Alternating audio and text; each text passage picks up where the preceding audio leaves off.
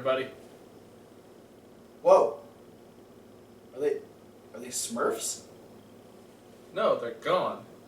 No, they're Smurfs. No, they're gone. There they are. You guys are here to watch the midweek wrap-up, yeah? I would hope so, because that's what we're about to do. Yeah, that's what's going to happen. But midweek wrap-up numero 83. Yeah. That's, We actually have NXT to talk about this week. And in like 2 weeks, we'll have Lucha Underground. But we gotta talk about main event first. Yeah, it wasn't bad. No. Mark Henry came out and was talking about winning the Rumble. And then the Ascension came out and said the world's strongest man is going to lose to the world's sickest tag team. And they had to remind him that they eliminated him from the Andre the Giant Memorial Battle Royal at WrestleMania. And then they said, welcome to the wasteland, that beat the shit out of him. And they both hit him with their butts at the same time. And then before they could do anything else, Jack Swagger came out and said, fuck off. And then we had Let's have a match later. And then we had a main event for main event. But our first match was Stardust versus Fandango. The new and improved Fandango. And it was Fandango. Still. Good to see Fandango. I didn't say that much improved. Not true. It was good to see Fandango on TV, though. Yeah. I guess Neville Well, was I busy. liked it because he was standing on the stage at the beginning of Raw. That's true. Does that mean we're going to get Sandow on SmackDown? No. Oh, damn it. Maybe Superstars. Yeah, probably. Who No, wants this was a good match. Fandango with a gnarly wheel kick to Stardust's face. Yes. And Stardust had a weird little pre-match promo where he talked about winning the championship, which definitely isn't going to happen. Called himself the Czar of the Cosmos, the something of the Milky Way. Yeah. It was the M word of the Milky Way. I don't know what it was. I forgot. But no, Stardust ended up picking up the win. Fandango went for something. I'm not sure what he was going for, but he wound up getting tossed into the turnbuckle with his legs through the middle turnbuckle. And then Stardust used that to set up and hit the Queen's crossbow, and he picked up the win. And Fandango was... Fandangon. Fandangon? Sure. Fangame done. Moving on, we had Tamina versus Alicia Fox. Tamina's got brand new music. Yeah, that was cool. Way better than her jungle music. Yeah, which I felt was slightly racist. A little bit. Yeah, Tamina and Alicia Fox had a good match. You know, They play well together. yeah, they do. They have good chemistry, and you know it's still kind of weird. Like, who are we supposed to be rooting for here? Alicia Fox. I gathered that towards the end, but you know it's still Team Bella. They're still kind of heels. But no. Not when they don't have the head bitch. Yeah. Then they're just middle. Yeah. Yay, neutrality. Tamina. They're the Switzerland of the Divas division. Hey, there's Cesaro of the. No. Not that time. Tamina was looking real strong. She was about to pick up the win, but her undoing was going for an avalanche in the corner, and Alicia Fox was able to move out of the way. And as Tamina bounced off the turnbuckle, she was able to roll her up and put her shoulders to the back of her knees and hold her down for three. But Tamina didn't take too kindly to that because there was a post-match beatdown, and then Tamina walked away. I'm gonna win the Royal Rumble. I don't think she's going to. She might. I want them to have a women's Royal Rumble. Yeah. Just saying. There's But the fact that there's enough. there are girls who some can do missing. it. There's some missing. Just saying. Nikki don't have to be there. She can get in and get out. Paige and Sasha. Paige and Sasha can do stuff.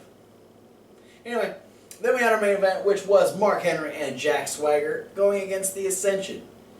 I'm pretty sure you can guess how this match went. The Ascension dominated. For a second.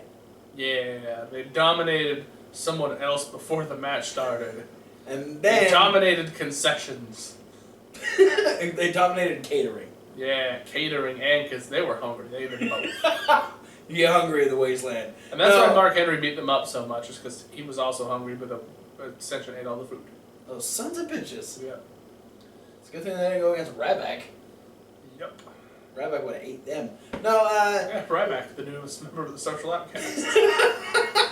If you ask Heath Slater. According to Raw, there's some sort of grouping there. I don't know what it is. I'll have to show you the interview that the Social no. Outcasts did on WWE.com. Apparently I missed something. No, Swagger would end up hitting Victor with a Swagger bomb, and then Connor would try to sneak up on Mark Henry, but Mark Henry was watching the Tron. He would catch Connor, hit him with a World's Strongest Slam, and the World's Strongest Americans would pick up the win.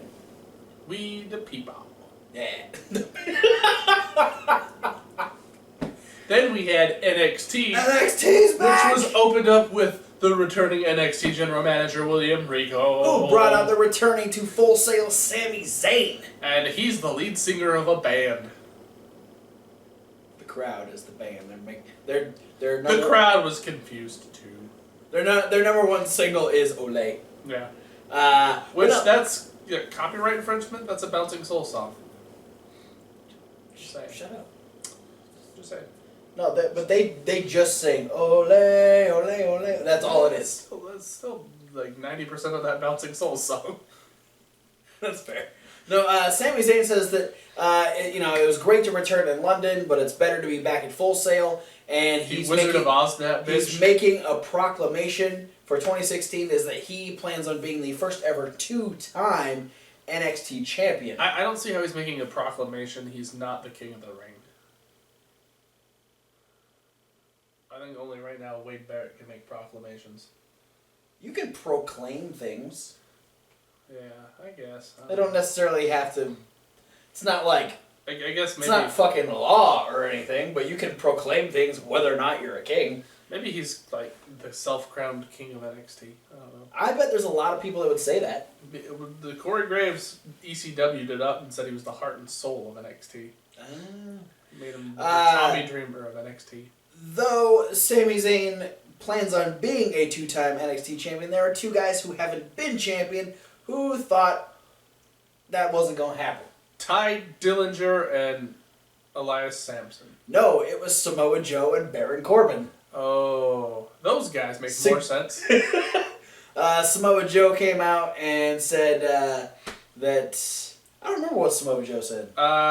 He said that he's... I only remember what he said to Baron Corbin. And he said that if Sami Zayn wanted his shoulder still firmly in its socket, that he should step down from Samoa Joe. That's right. Then Baron Corbin was like, hey, well, I'm the uncrowned champion of NXT. Baron Corbin said that Sami Zayn needs to go to the back of the line, and Joe already had his chance, so now it's Baron Corbin's turn. And then Joe said, bitch, please, get in your corner. Yeah, he's basically like, I choked you out, so you shouldn't even be in this conversation. Yeah. Let the grown-ups talk. And then Sammy is like, hey, or Joe started to walk away. Yeah. And Sammy's like, no, see, I want to be in the ring. And where you going, Joe? So if you want to be in the ring too, we can do this right now. And Joe keeps walking away. We get Baron Corbin attacking Sami Zayn from behind. Sami Zayn giving a haluva kick to Baron Corbin out of the ring. And then Samoa Joe tried to come back and Sami Zayn caught him and there was like a little stare down. This would actually we find out that in 2 weeks we are getting a number one contenders triple threat match between those three competitors, as said by General Manager William Regal. And Finn Balor says it doesn't really matter who wins the match because he plans on beating anybody and everybody. I think he would prefer perhaps Sami Zayn. Well, he's because significantly smaller than the other two. Well, they're friends. He respects Sami Zayn, I think, a bit more than he does Baron Corbin or Samoa Joe. I want to see a triple threat match between Finn Balor, Samoa Joe, and Apollo Crews. That'd be fun. That'd be interesting. I think it'd be good. We also found out who won the NXT Year-End Awards. The Tag Team of the Year was Enzo and Cass. The Female of the Year was Bayley. The Male of the Year was Finn Balor. The Takeover of the Year was Brooklyn. The Match of the Year was Sasha versus Bayley. From? Takeover. Takeover what? Brooklyn. Brooklyn. And the overall competitor of the year was a double Ty winner. Dillinger. No, it was Finn Balor again. But he's a 10. What's he even up for fucking... He was. I think everybody was. Oh, no, maybe not. Oh, that's the Slammies. My bad. Next year be Ty Dillinger. Oh, thank God. Then our first match, we had Tomasso Ciampa coming back, taking on Danny Burch. Bartonstone. Good match between these two. Yes. I like this a lot. Some good technical work at the beginning. Two guys that they need to use more. Yes. Unlike other two guys who come in later. Well, it was alright. Danny Burch getting quite a bit of offense on Tomasso Ciampa. Yeah. But Tomasso Ciampa was not fucking around like usual. He's not in is a it plane. usually he doesn't fuck around, or he fucks around usually, and this is not like usual fucking around? What? Anyway, Tomasso Ciampa would the way he ended this match would actually work in his favor. Earlier in the match, he did a punt kick to Danny Burch's arm, right on the elbow, and then would end up winning with this weird somersault into an armbar over the shoulder. It was an inverted Fujiwara armbar where he was bridged on Burch's back while lifting his arm above his head, and it was just fucking. I would have tapped the hell out right away because that does not look comfortable at all. I think I would have tapped out from being scared because I didn't know what was happening. Please no, please no, please no, please no. It's I don't know what this move is. Get it off of me. We had Enzo and Cass talk some trash to Dash and Dawson, saying that... apparently getting beaten once was not enough. Sure. If you want to put it that way. No, they said that, they earned their respect when during their match at TakeOver London, but the next time that they get in the ring, it will not be the same result because they unearned their respect when they hid behind Carmella. Because they got no spine, they got no backbone, chicken tenders, and they used their championships as corsets. Enzo and Cass are coming for the titles again sometimes. Then, speaking of Dash and Dawson, we had them taking on the Ascension. Yeah, and Dash and Dawson ascended. Yeah, the Ascension got to lose twice on the midweek wrap-up this week. This was in much more grand fashion, though. Yeah. They actually got a chance to... Victor and Connor were both throwing some, haymakers, man. Victor socked Dawson in the face. No, it was Dash. Yeah, they started the match. He punched Dash in the face right ran off him into the corner and then right in the face, right just hand. unloaded on him. Pow, right in the kiss. And then the Ascension are so much better when they're in NXT. Yes, because Connor gets to play with his dick scarf. Yeah, he got to do his yaw punches, and then he did the yeah, and it was and he does a little Dusty Rhodes thing, and then dance, he goes, whoop, and flips his dick scarf, and punches him big again. punch. But the tag team champions ended up picking up the win. Victor gets tossed unceremoniously out of the ring, whacks his back on the LED board on the way out, and then Connor tries to go for a back suplex on Dash, and Dash is able to reverse that, goes after Connor, gets backed up again, and elbows Dash off of the apron, which ends up being a blind tag. Yeah, Dawson elbows Dash in the face, which that counts as a blind tag. But then it also allows Dash to just go, oh, I'm in, and he runs around, gets in, and they hit Connor with the Shatter Machine and pick up the win. Yeah. So, okay, I guess whatever Corey works. Graves said, sometimes if you're going to win, you got to elbow your partner in the face to do it. Hey, if it works, right? Yeah. I'm all for the mechanics still winning. Are we now going to talk about the two guys that you don't think should be used on TV? As much. Yeah. This was a better showing for Elias Sampson, at least.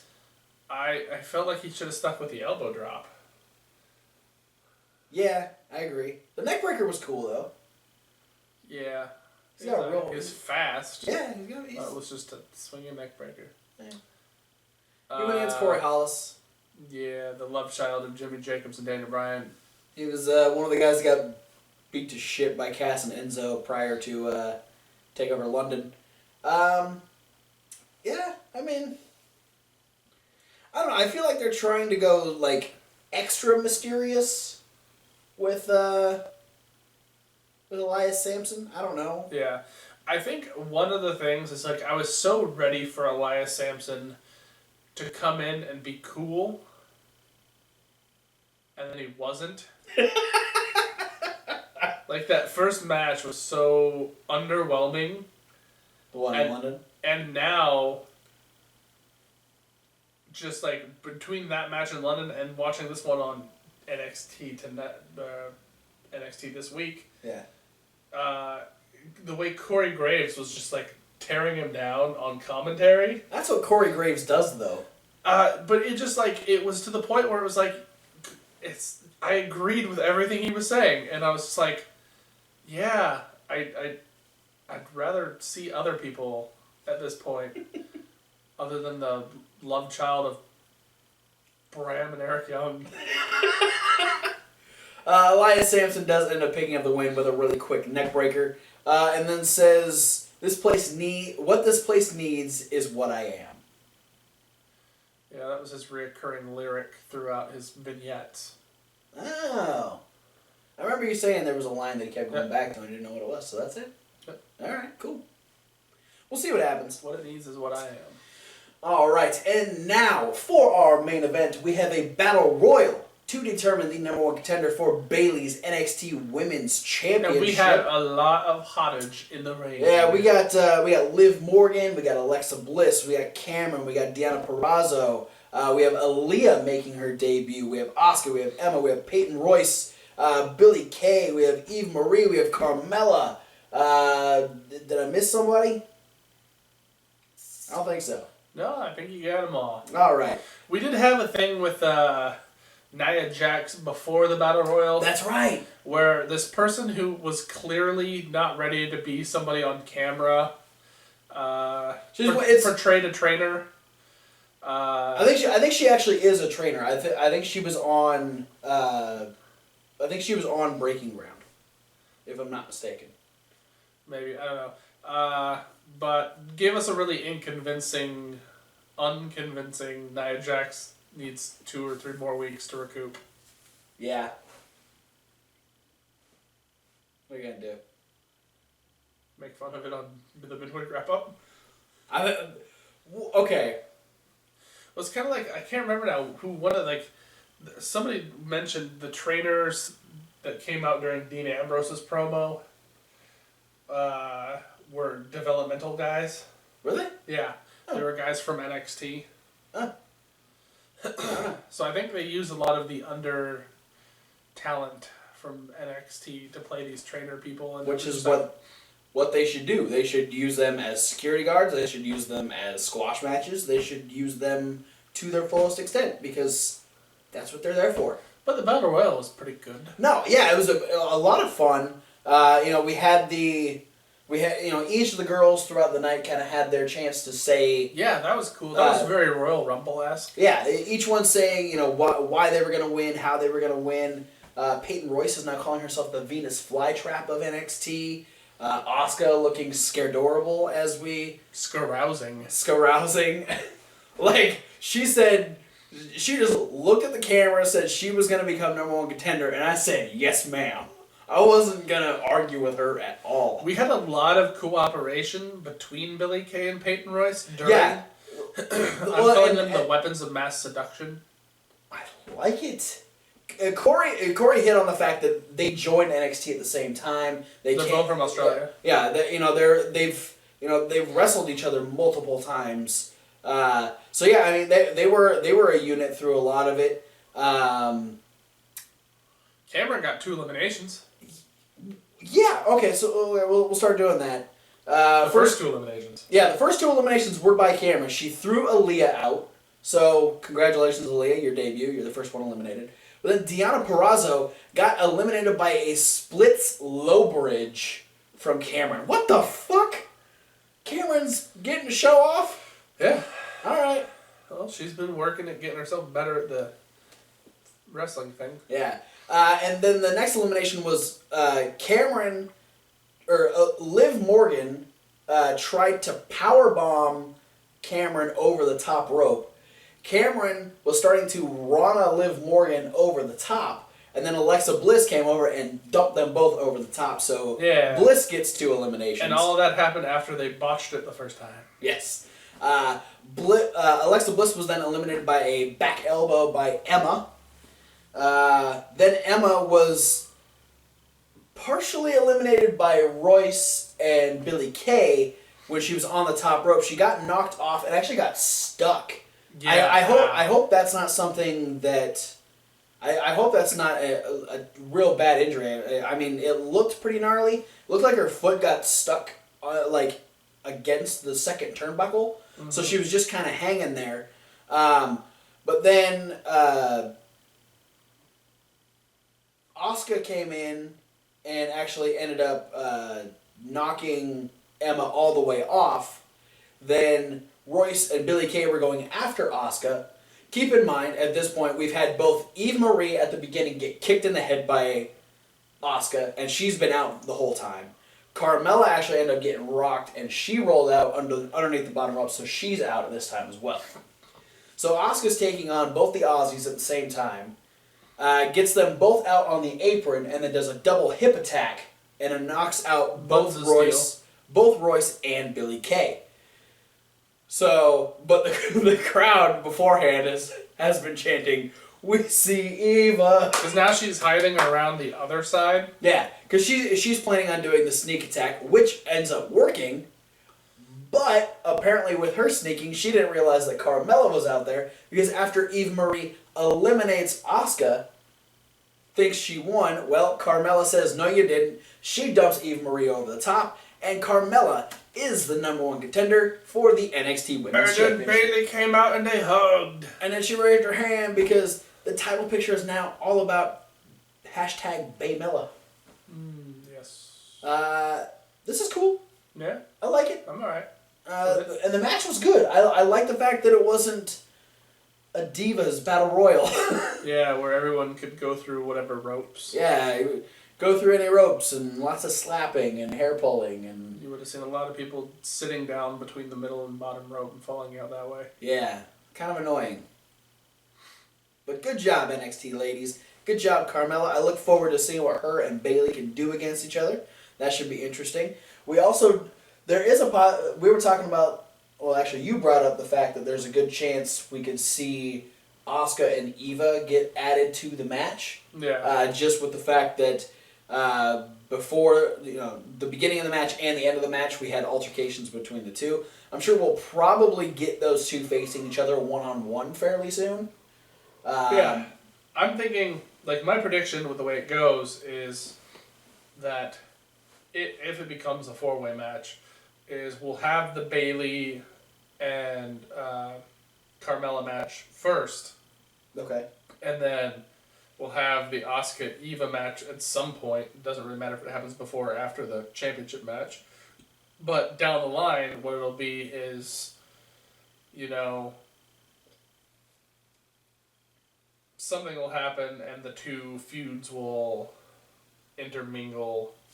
And you'll get Regal say at the next takeover in Dallas that will have a 4-way match. Yeah, so we'll have possible 4-way for the NXT Women's Championship. We'll have possible 4-way for the NXT Championship. Yeah, involving Joe Corbin and Zayn against Balor. Zanny. We'll probably get the Anna Zaniacs. I'm telling his next shirt, if he's the lead singer of a band, it needs to be Sami and the Zaniacs. It needs to be a shirt. Sami Zaniacs. I'm sure we'll get some more build in Enzo and Cass, maybe going after the tag titles again. Maybe that turns into something else. But that's not till March, the end of April, or the beginning of April. I think it's April to 2nd. March and the April at the same time. I think it's April 2nd is WrestleMania. So it'll probably be it'll be the week. I don't know. We'll find out. The takeover? Yeah. It's gonna be Friday? I think it's gonna be the Friday before Mania. NXT, it'll pretty much be the way that we saw it when we were Mania. That makes sense. That's it for the midweek wrap up. Like, favorite, and subscribe. Please. Click those links. Please, again. And comment. How do you feel about Carmella being the number one contender for the women's championship? What are your thoughts on Elias Sampson? And what matches do you think are going to happen at the WrestleMania takeover? What do you think is going to happen? Quick poll. Oh. Are there any of you out there that are really, really starting to wish Sarah Del Rey would show up on TV other than Breaking Ground? Sarah Amato, head coach I think of that's all the women's. I think I can speak for everyone and say yes. Because we want Sarah Del Rey versus Asuka. Yeah. I want Sarah Del Rey versus everyone. One versus all? No, one at a time. Oh, okay. She's going to be the NXT Roman Reigns? Yes. No. Check out that playlist. Hell yeah. Because there's a lot of there's some extra videos this week. We had the Raw review just before. This video is Thomas's top 5.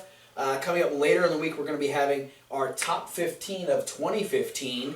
There will be a SmackDown rundown, and there's going to be some indie news with some AAW and Ring of Honor results. So, and Smash Wrestling versus CZW. That's true. So, be sure to wait for those. Check them out. Like, favorite, subscribe. Do all that stuff we already told you to do.